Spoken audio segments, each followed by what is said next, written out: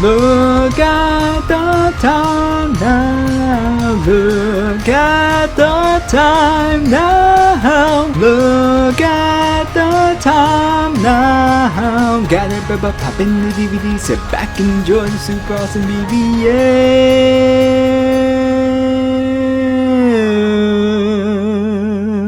How's it going, bookworms, filmsters? I'm Katana. Welcome back to another BVM. And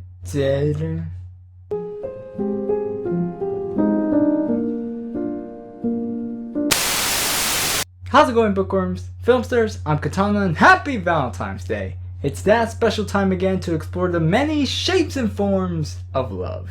And this story in particular is quite the experience. It's another teen story, specifically a love story, but one that you probably haven't heard often. It's unique, fresh, and touched the heart of many. Simon vs. the Homo Sapien Agenda by Becky Albertalli. Let's read. Everything has been going right for Simon Spear. He's got the best kind of family who are loving and supportive. He's got his group of friends who act more like friends than assholes. He's got it all, but Simon is keeping one little secret from everyone. He's gay. Around his hometown, it isn't that widely accepted to come out, so he's been sitting in the closet for some time now, trying to figure all this out. But when Simon meets another mysterious gay kid on Tumblr, he can't help but reach out, starting a beautiful relationship. But when Simon gets too comfortable, he stops being cautious and allows the school class clown Martin to be in on his secret. Simon's blackmailed to get Martin and his other friend Abby together, leading into a spiral of events that make Simon's life that much harder. You ever had a secret that you just wanted to keep so much you'd do just about anything? Yeah, Simon's in that kind of story. Simon Spear is our main protagonist, and Albertalli does a great job putting us in the heart and mind of a typical teenager. There's a lot more cursing than I expected out of this, but what teenager doesn't curse? I bet Order of the Phoenix would have been a much different story if Harry's vocabulary extended just a bit. But back to Simon, the most notable trait I could say is that he gets lost in his thoughts very quickly. He doesn't shy away from daydreams about his mysterious pen pal and paints wild scenarios in his head before they even happen. And another thing I like about Simon, he's very honest. Very few narratives where you feel like the protagonist is being so open and vulnerable about his life, his feelings towards cross-dressing, or his obsession with Oreos. The book does more than tell a story. It's sharing an experience. Blue is the name for our mysterious guy in Simon's life. You only get to know him through the emails with Simon, but there's still a lot of personality behind it. Unlike Simon, he's not so open and remains cautious about his own secret. He doesn't share much about himself, so Simon won't figure out who he is, and pushes off the request to meet each other in public. Blue also acts a lot more realistic than Simon, or at least more grounded, and can keep up with Simon's wit and sarcasm, which makes him a good pair. We got Martin Madison, the class clown who finds out about Simon's conversations with Blue and takes a couple screenshots of him for his blackmail. He's got a thing for one of Simon's friends, Abby, who's out of his league, but hey, that's when the blackmail kicks in. This relationship between Simon and Martin is very weird, and I don't know what Albertalli was trying to accomplish. Like, you would expect Simon to hate this guy permanently, but then you come across certain scenes where Simon is starting to like him. But why? He's blackmailing you. It doesn't matter if this guy is actually succeeding, he's blackmailing you. And the book really doesn't touch upon the severity of this issue. And I would say that these three are probably the most developed out of the entire story because the rest feel pretty generic.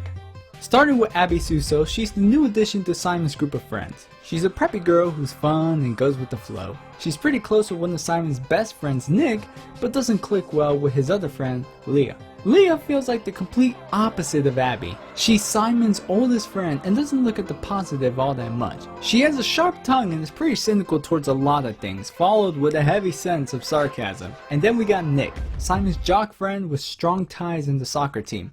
Out of all the friends, Nick doesn't serve that much of a purpose but being a supportive character. In fact, when compared to the central plot, only Abby seems like she matters, and the rest is just there to add more drama. But they exist, so it's whatever. Let's just get to what's right with the book.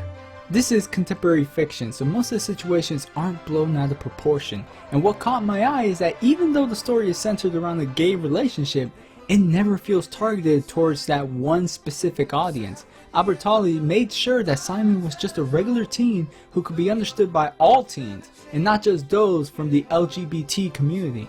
In terms of writing, it does well to modernize the language and atmosphere teens are associated with nowadays. I don't know how they feel about emails, but online posting plays a huge role in this with the existence of Tumblr and the school's community site Creek Secrets. The book was an easy read, anyone could pick this up. If it wasn't for work, I probably would have finished it within a day. As I said, the writing is very digestible and comes at you with ease, since the story is a simple one. For example, chapter 1, the premise is just out there. Simon is instantly blackmailed and you get adjusted with these characters along the way. Some strong specifics, but you can understand Simon's interests, as well as never confuse people with one another. They are very diverse. The email segments between Simon and Blue do a fantastic job developing the relationship through the passage of time. From the period of time between messages and the one who will be more obsessed with the conversations, a lot is taken into consideration. You read the evolution and emotion behind these emails as the story peaks and the consequences emerge. And as always, I favor a good mystery. Who exactly is Blue? I saw the movie before reading the book and I still couldn't figure out or remember who Blue was.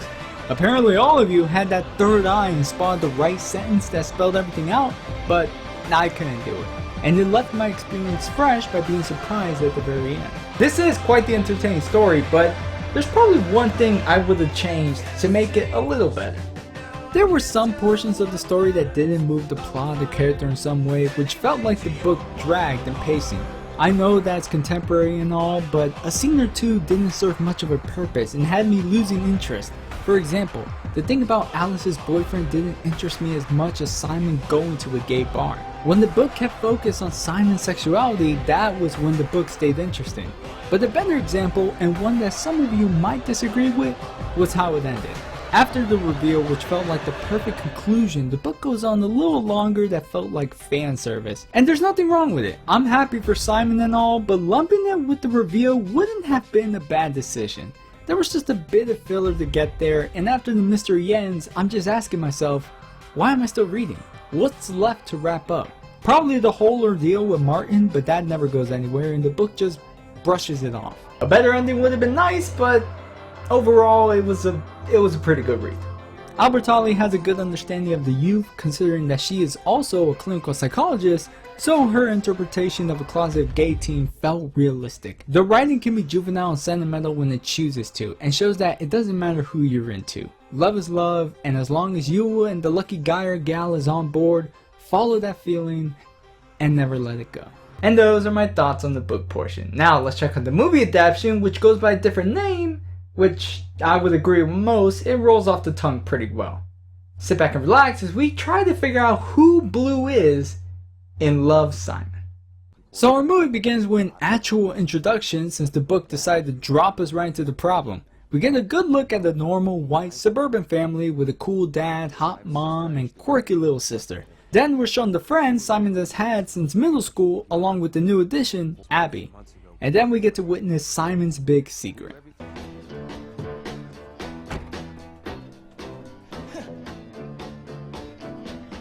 Simon, there's nothing weird about it. Just go outside and ask how much it pays.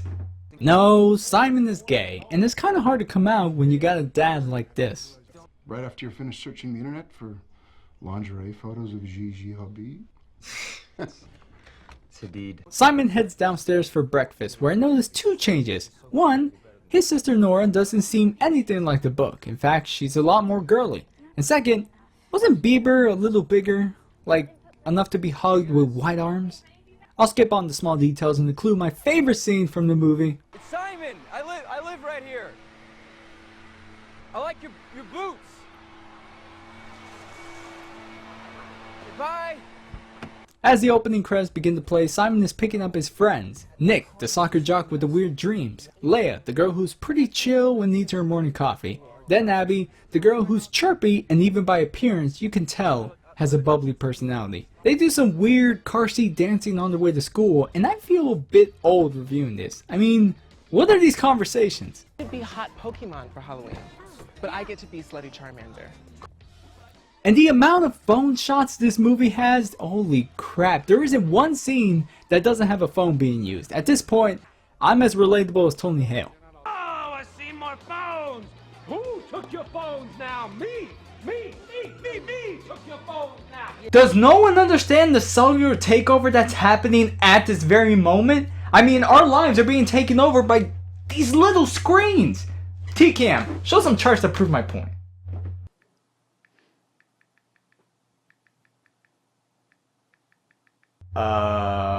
Hello?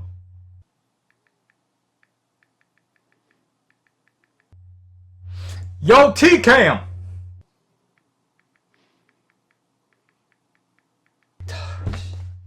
Alright. Yeah, thanks. Simon and Abby head towards the lockers, where we find Martin Addison creeping over to try and make small talk about the origins of Cabaret, but Abby could give less of a damn and heads for homeroom. But this was a good first impression on his part. Siraj, now.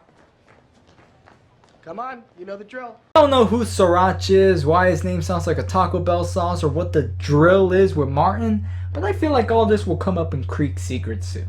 And that was the school day for us. Simon's back home, which is surprisingly more awkward than his school life, thanks to his macho dad cranking his gay comments to an 11, just so you don't get lost in translation.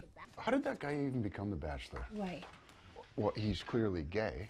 No, he's not. Really? He's handsome. That date where he took the girl to the make-your-own-perfume place? Oh, Dad. He is so fruity. fruity. After TV time, Simon's dad takes him to his workshop to show off a video he made for his 20th anniversary. And I like how he's given a bit more time to be developed. Look how happy he is because he was able to make a video with the cool transitions, and here's Simon crushing his dreams like a savage YouTube comment. This is your 20th anniversary, so I'm gonna be super real with you right now. This looks like a 4th grader made it. And like not even the smartest 4th grader in the class, just like a deeply average 4th grader. What are you talking about? This is amazing. After Simon helps out his dad, he's up in his room doing homework when Leah FaceTimes him about the hottest gossip on Creek Secrets. A closet gay kid posted this small prose poem and named himself Blue. Simon disconnects with Leah so he can relieve himself that there's someone out there like him, and immediately sends Blue an email that tells him his whole life story and more, thus starting the romance. Again, this is a perfectly normal introduction. When the book started, I was getting so much of the characters in one chapter, but I didn't really know them, so I felt like the book was getting a little too ahead of itself. Next day at school, Simon's trying to go about his day, but is overly obsessed with his email situation. In the book, he starts to get like this as their relationship begins to blossom, but the movie just wants you to know that Simon is thirsty right now. He can't even concentrate at lunch with Bram trying to get some fries off him. Also, these are Garrett and Bram, Nick's soccer friends. And that's Debbie, the girl's lunch lady. But Simon doesn't care, and neither should we. He walks out, looking for some decent reception until Vice Principal Tryhard comes into the shop. Simone, what are you doing? You can't text in the halls. How many times have I told you that? I can't have all my students tendering it up. That's my department. Right. Ew, vice principals can't go on dates. That's gross. We're people too, Simon.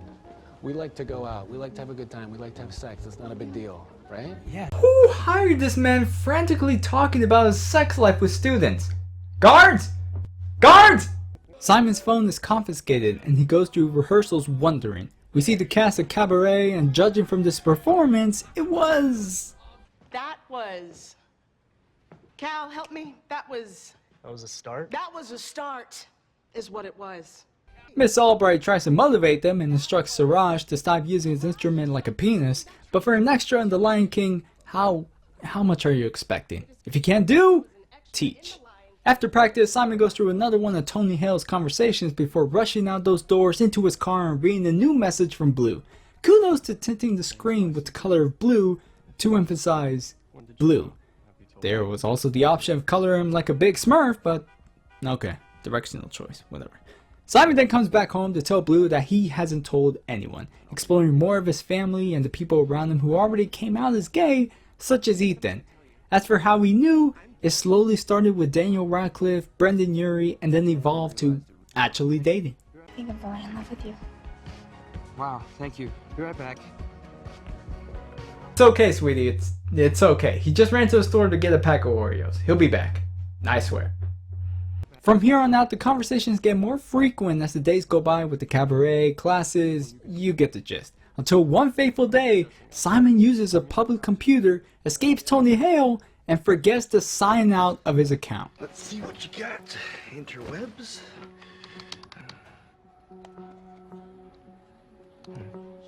If there's any lesson worth learning in this movie, it's obviously signing out of a public computer.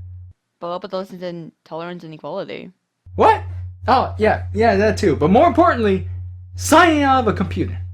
Otherwise, you're eating with your best friends not knowing that some guy is looking through your emails. But for now, we get to learn that Bram is throwing the party, which is weird. It was Garrett's party in the book, which shows him here as being the one who's boasting about this party. Bram was described as being on the quiet side, but it doesn't make that much of a difference. The party's being set in motion. Meanwhile, Simon's got an idea on who Blue might be, but the teacher interrupts his fantasy to explore that thought even further. Anyways, it's back to working on the play with Miss Extra. We got here. Ah, when we're done, it's gonna look like a real German sex club. Don't ask me how I know. Hey! Is there one teacher who wasn't prancing around talking about their sex life? Guard! Simon leaves to get a drink and Martin follows him to say that he knows Simon's gay. They talk amongst themselves in the library where Martin screenshotted the emails and blackmails Simon to get Abby to like Martin. Otherwise the emails would leak on the Creek secret. And another message from Blue complicates things even more as he wants to keep all this a secret, which Simon agrees for now.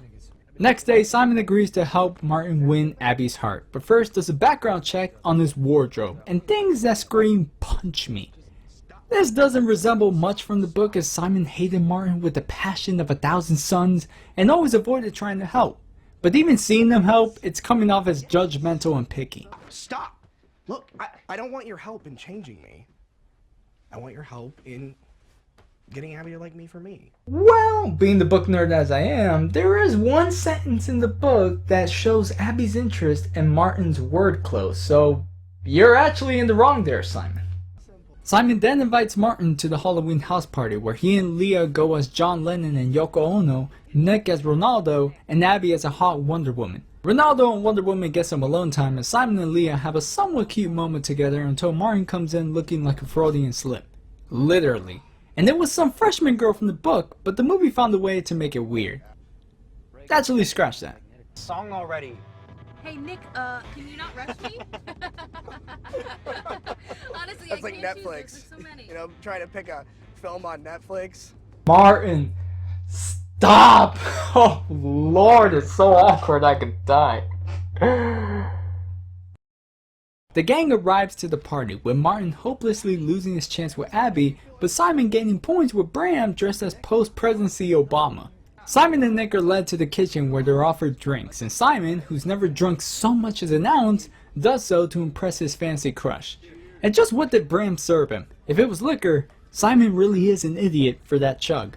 But the night goes on as Abby and Leah are dancing, while Nick confides in Simon about his feelings for Abby. He wants to ask her out, but Simon doesn't let that happen for his own sake. And this is what I liked about the movie. It manipulated the story for more drama within the group. The book was contemporary but in the slice of life sense where the days go by and nothing much happened. The movie, however, finds a way for Simon's problems to get involved with his friends, raising the stakes and pushing this white lie a little further. But it still has those slice of life moments with the conversations they share and sticking with the story's timeline. Thanks to this beer pong competition, Abby and Martin have their moment and Simon gets drunk, ending up in the duo with Bram and then taking the stage solo. Then he's in the bathroom getting his confession in order to tell Bram he's Jock, but sees the bad news for himself. Could this night get any worse? Hey, not now, man. Alright, I've had a big night. Oh! Really? Really? Leah helps Simon walk home instead of Abby from the book, so they try and sneak in without eliciting the conversation, but they do, and the parents immediately notice their son is drunk. But at least he didn't drive, so they leave it at that. Simon and Leah are chilling on the bed, engaging in some deep pillow talk about the kind of person they want to be or wish to be. What kind of person are you?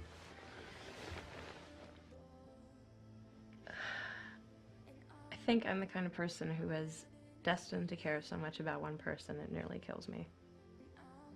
You can easily see where this is going and how well it fits into Simon's big web of lies. Simon calls it a night and ends the conversation there, at least with Leah. He emails Blue about the topic of coming out and how everyone should be able to do it without feeling weird, giving us some dream scenarios with his friends coming out straight, with Abby's mom having the best reactions. Get that from your daddy side. And then Simon proceeds to thinking about coming out during his time in college, which in his head is the gayest place where everyone wakes up to a big dance number every freaking morning. And then he sends the message. Not sure who I'm promising. I'll keep ruminating. Love, Jacques. Love, Jacques. We are halfway there to the movie's title. And speaking of halfway, we'll take a short break here. I'll see you all soon.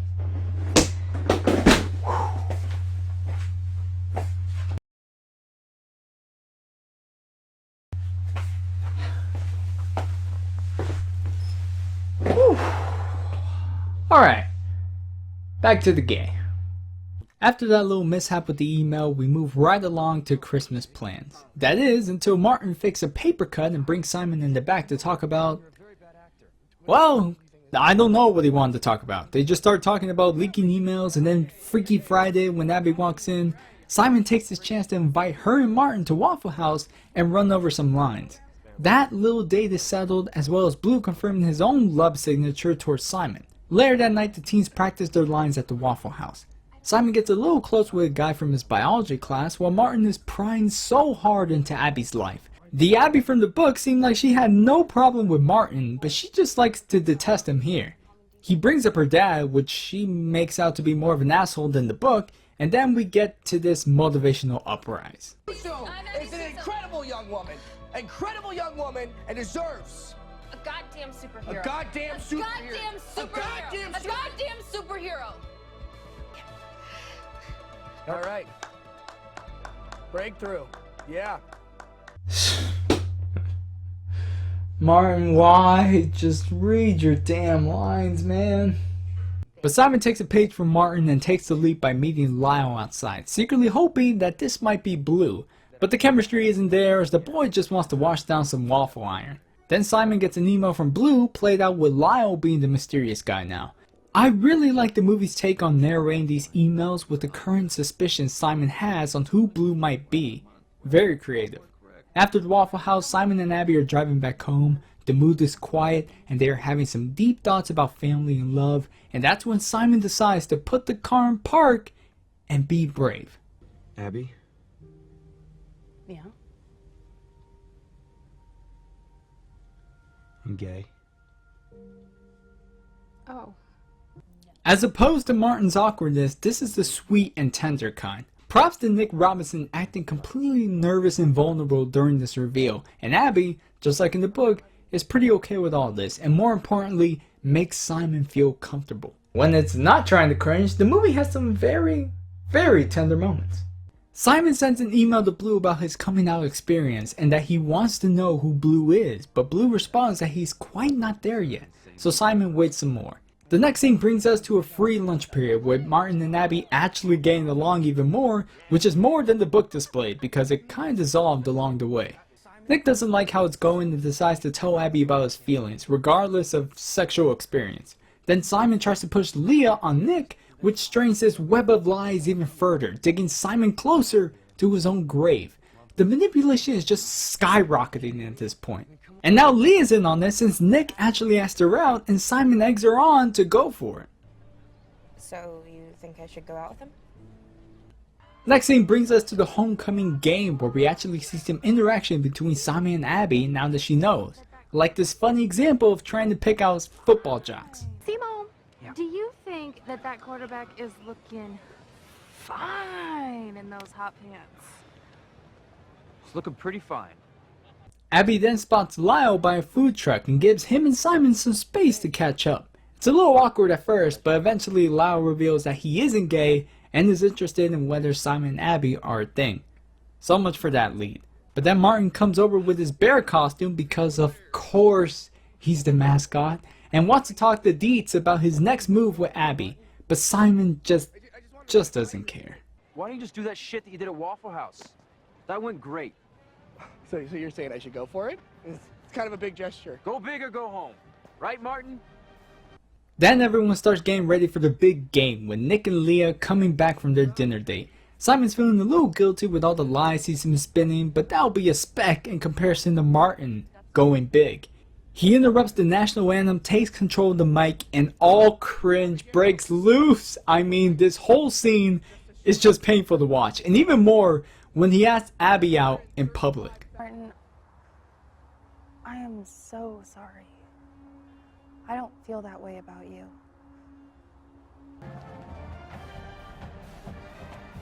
That was terrible. I mean, the dubs were cool. All four of them. So the news is out on Creek Secrets, and the memes are just flying off the handle. Though this was much more better than the book, since Martin thought Simon liked Abby, and those gay written emails were... Also, the movie did show a better relationship between Simon and Martin. Not flip-flopping whether he likes him or not, but showing the sense of guilt that he gave bad advice. But Dad interrupts this phone call of remorse for some comic relief. Then Simon gets an email from Blue giving him some strong sense that he might be Cal, which was the main dude he suspected from the book. Simon suggests him some Christmas music since that'll be the last time they'll speak for a while, leading into a montage of Christmas time and winter fantasies coming to life. But that's interrupted by a FaceTime call from Leah saying that the hottest secret is out online. Good students. Simon Spear has a secret male pen pal because he's gay. Interested parties may contact him directly to discuss arrangements for butt sex. Ladies need not apply. You know, for Martin, he handled this a lot more formally than in the book. He promoted that like a fucking flyer in the heat of rage. And this Martin just wanted to direct attention elsewhere, which is understandable. Completely understandable. Simon is just speechless over the whole matter. He cuts off Leah and just snaps at his little sister for no good reason other than stress. The texts are coming in about his reveal and Simon can't deal. Coming out is a once-in-a-lifetime experience, so for his chance to be told by someone else is infuriating, and nothing says it more than this moment. The next day, the Spears are opening gifts, making it the perfect time for Simon to unwrap his confession. I'm gay. Honey. Dad tries to make a quick joke out of it, but it's mostly to break the tension. And right after, Simon embraces it damn quickly with a little email to Blue about some changes that might occur. When school starts up again, Simon meets his friends as usual, but it's awkward for the wrong reasons. Nick and Abby finally got together over New Year's, but learned why it took so long. Simon's web of lies have finally caught up and made his friends mad at him. But Leah's on a whole other level of disappointment. You know what? You're insanely stupid, Simon. I was never in love with Nick. I was in love with you. I can deal with you being gay, Si. But you set me up to get my heart broken when you thought I was in love with Nick, and that just makes you cruel. Losing all his friends, he goes through the halls alone with stares all around him. Tony Hill gives some comfort before doing the bit again, and before you know it, Simon's sitting alone in the cafeteria. And then these two clowns joke around mocking Simon and Ethan's gayness for everyone to see. This happened during the rehearsals of the play, but it doesn't matter because Miss Albright can find you anywhere. Hey, Miss Albright. Don't hate Miss Albright me. We're not friends. You're not gonna braid my hair or paint my nails. Get your ass off the table now, you sweaty, hormonal virgins. You can always expect a sassy black woman to get the job done. Mrs. Albright from the book was alright too, but she wasn't this upfront and personal. After that performance, Simon and Ethan are brought to the vice principal office where they have a little heart-to-heart about their gay, which helps Simon understand that even though Ethan was able to come out quicker, it hasn't been easy. And after they get their apologies from the assholes, Simon is leaving school, with Martin waiting to apologize, but Simon, he isn't dealing with any of it. You don't get to decide that. I'm supposed to be the one that decides when and where and how and who knows and how I get to say it. That's supposed to be my thing. And you took that away from me. He gets his rage out, but it doesn't help. Especially later that night when he gets an email from Blue, who knows who Simon is now, and decides to completely stop these conversations, which didn't happen in the book, but works here for attention purposes. And then we enter this little montage of lonely days without the crew, Simon learning that Cal isn't Blue, and just losing a little hope in the matter. When he gets home, his mom is waiting on the couch to talk about being gay and the signs she noticed as he grew up. And since nobody else is giving him to talk about being okay with it, I'm glad it was her psychologist nature that did the trick. And this speech right here is directed towards Simon and many others like him. You get to exhale now, Simon. You get to be more you than you have been in a very long time. Wow, Jennifer Gardner, you have almost moved me to tears. Once in Daredevil, now here. Thanks to that talk, Simon is feeling ready to fix his relationships. Starting with Leah, he says that he's sorry for not telling her before Abby, since it's much harder to talk with someone you've known for so long because their thoughts matter the most. He then meets with his dad, who's feeling very emotional for missing on the signs, even though Simon knows that it's alright. The two hug it out and watch the anniversary video they made together. And afterwards, Simon makes a post on Creek Secrets confirming the previous post that he is gay. Even though word got out already, he's still making it his moment by telling the people that he's happier now, knowing that he can live his life without secrets. And he takes his time to get Blue to come out and invites him to the one place they both know about, Friday night. No pressure for you to show up, but I hope you do. Because you deserve a great love story too. Love, Simon. And there we go, Love, Simon. Roll the credits!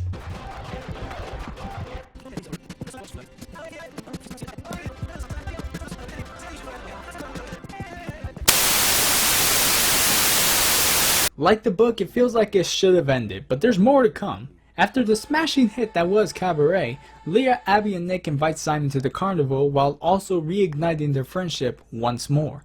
But it isn't some crazy trip. They're all in support of Simon waiting for Blue at the Ferris wheel, and it's a little weird. This moment was a lot more intimate in the book, so seeing this crowd get all hyped up for how many turns is insane. But I guess that goes to show that the support everyone has for Simon now. He keeps spinning into next year, still waiting for Blue, but he's at his last ticket. Wait! Wait!